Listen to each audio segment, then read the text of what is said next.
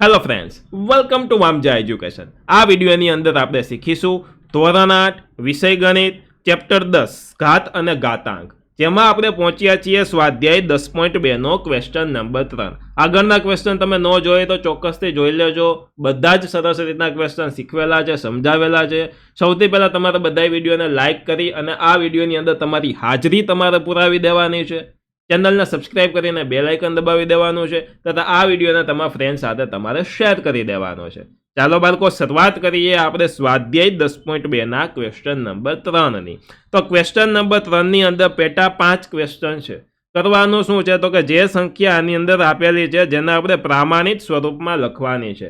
બહુ સહેલો ક્વેશ્ચન છે, બરોબર? એટલે તમારે લાંબુ જોઈને ગભરાવાનું નથી. તો ચાલો પહેલા ઉપર તમે નજર મારો. તેવું કીધું છે આપણને કે 1 માઇક્રોન બરાબર આ થાય. તો હું સૌથી પહેલા આવી રીતના લખીશ 1 માઇક્રોન, બરોબર? 1 માઇક્રોન બરાબર શું થાય છે તો કે આ થાય છે. તો એ લખું કે 1 ના છેદમાં કેટલા જીરો છે? 1 2 3 4 5 6. તો 1 2 3 4 5 6 થાય છે. તો બરાબર 1 ગુણ્યા, જોજો જ્યારે છેદમાં હોય ત્યારે આપણે શીખાતા માઇનસ ઘાત આવે, બરોબર? તો કેટલા છે પોઈન્ટ? 1 2 3 4 5 6 પોઈન્ટ છે. તો આને હું આવી રીતના લખી શકું કે 1 ના છેદમાં 10 ની 6 ઘાત, સોરી 1 ના છેદમાં 1 ગુણ્યા 10 ની 6 ઘાત, આ રીતે લખી શકું. હવે આ 10 ની 6 ઘાત અંશમાં આવે તો 10 ની માઇનસ 6 ઘાત થાય.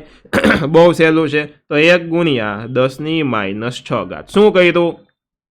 એક આંકડા પછી પોઈન્ટ મૂકવાનો છે, છેદમાં છે તો જે ઘાત લખશું એ માઇનસ લખીશું, બરોબર? જ્યારે પોઈન્ટને જમણી બાજુ ખસેડવાના હોય ત્યારે. હવે જોજો કેટલા આંકડા છે? 1 2 3 4 5 6 6 છે એટલે માઇનસ 6 ઘાત લેખા. બહુ સહેલું છે. ચાલો એના પછીનું છેદવાળું આ એક જ હતું. એના પછીનું 1 ઇલેક્ટ્રોનનો વીજભાર આટલો છે. તો આપણે જે સંખ્યા છે આને આપણે ફેરવવાની છે પ્રામાણિક સ્વરૂપમાં. પ્રામાણિક સ્વરૂપમાં એટલે મારા એક અંક પછી પોઈન્ટ રાખવાનો, એટલે કે 1.6 મારે રાખવો છે. તો 1.6 પોઈન્ટને મારે અહીંયા સુધી ખસેડવો છે. તો એની આગળ કેટલા અંકો છે જોવો જોઈએ. તો અહીંયા 1 2 3 4 5 6 7 8 9 10 11 12 13 14 15 16 17 18 ને આ 19 અંકો છે. અને પોઈન્ટ જમણી બાજુ જાય છે. જ્યારે જમણી બાજુ પોઈન્ટ જાય ત્યારે માઇનસ ઘાત આવે, એટલે માઇનસ 19. 1.6 ગુણ્યા માઇનસ 10 ની, સોરી 1.6 ગુણ્યા 10 ની માઇનસ 19 ઘાત. આ થઈ જશે આપણો જવાબ. બહુ સહેલું છે, બરોબર? આપણે આગળ શીખા છીએ. ક્વેશ્ચન 1 ની અંદર પ્રામાણિક સ્વરૂપમાં ફેરવતા શીખા. હવે ચાલો, બેક્ટેરિયાનું માપ આટલા મીટર છે, બરોબર? જો અહીંયા પાછળ કુલંબ લખ્યું છે તો આપણે અહીંયા લખવાનું હો પાછળ આવી રીતના કુલંબ, બાકી માર્ક કપાય. અહીંયા મીટર લખ્યું છે તો પાછળ આપણે લખવાનું મીટર, બરોબર? હવે ત્રીજું જોવો જોઈએ, આટલા મીટર. તો આપણે પોઈન્ટને ટૂંકમાં 5 પછી લખવાનો છે.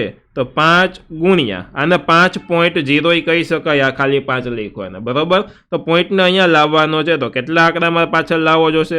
તો 1 2 3 4 5 6 ને 7 આંકડા પાછળ લાવવો જોશે.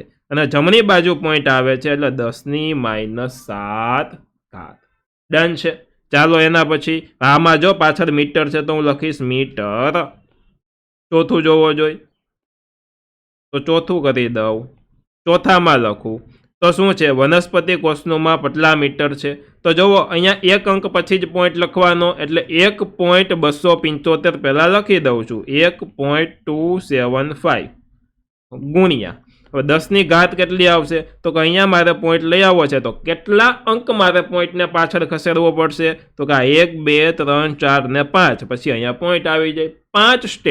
5 સ્ટેપ જમણી બાજુ ખસેડવો પડે, એટલે 10 ની માઇનસ 5 ઘાત. એકમ છે મીટર, એટલે મીટર લખું છું. ચાલો નેક્સ્ટ આ જોવો જોઈએ. એક જાડા કાગળની જાડાઈ આટલા મીટર છે. તો આટલા એટલે કે ખાલી 7 છે, તો એ હું 7 લખું પાંચમામાં, ગુણ્યા, જોજો 7 નો અર્થ અહીં 7.0. કેટલા પોઈન્ટ હું પાછળ ખસેડીશ? તો આ 1 અને 2 પોઈન્ટ, પછી અહીંયા પાછળ આવે 2 પોઈન્ટ હું જમણી બાજુ ખસેડું છું, એટલે 10 ની માઇનસ 2 ઘાત. અને એકમ છે મીમી. મીમી એટલે કે મિલીમીટર. આ એકમ છે એટલે એકમ મેં લખી દીધો. તો બાળકો આની સાથે સાથે આપણો આ વિડીયો પૂરો થાય છે. આશા રાખું છું કે મેં આખો ક્વેશ્ચન સરસ રીતે તમને શીખવી દીધો છે. જો તમને આવડી ગયો છે તો ચોક્કસથી તમારા વિડીયોને લાઇક કરવાની છે. તમારા માટે સરસ મજાનું ટૂલ બનાવેલું છે, એ છે વામજા એજ્યુકેશન એપ્લિકેશન. તમારે પ્લે સ્ટોરમાંથી વામજા એજ્યુકેશન એપ્લિકેશન ડાઉનલોડ કરવાનું છે. એમાં તમારે લોગિન કરી દેવાનું છે. ઉપર તમારું ધોરણ સિલેક્ટ કરી દેવાનું છે, જેમાં ફ્રી કોર્સિસ નામના ઓપ્શનમાં તમને બધા જ વિડીયો લાઇન્સ ફ્રીમાં મળી જશે.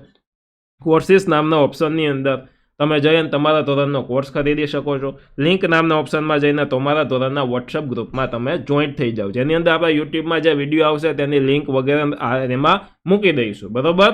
તો આશા રાખું છું કે વિડીયોમાં તમને બધું જ આવડી ગયું છે. જો સમજાઈ ગયું છે તો ચોક્કસથી વિડીયોને લાઇક કરો, તમારા મિત્રો સાથે આ વિડીયોને શેર કરો, તથા આ વિડીયોને છે બરોબર એમાં લાઇક કરી દેવાનું છે, તમારા મિત્રો સાથે શેર કરવાનો છે, સરસ મજાની એક કોમેન્ટ કરી દો વિડીયોમાં, અને સબસ્ક્રાઇબ નથી કર્યું તો સબસ્ક્રાઇબ કરીને બેલ આઇકન દબાવો. મળીએ છીએ નેક્સ્ટ વિડીયોમાં. ત્યાં સુધી આવજો. Bye bye. ધન્યવાદ.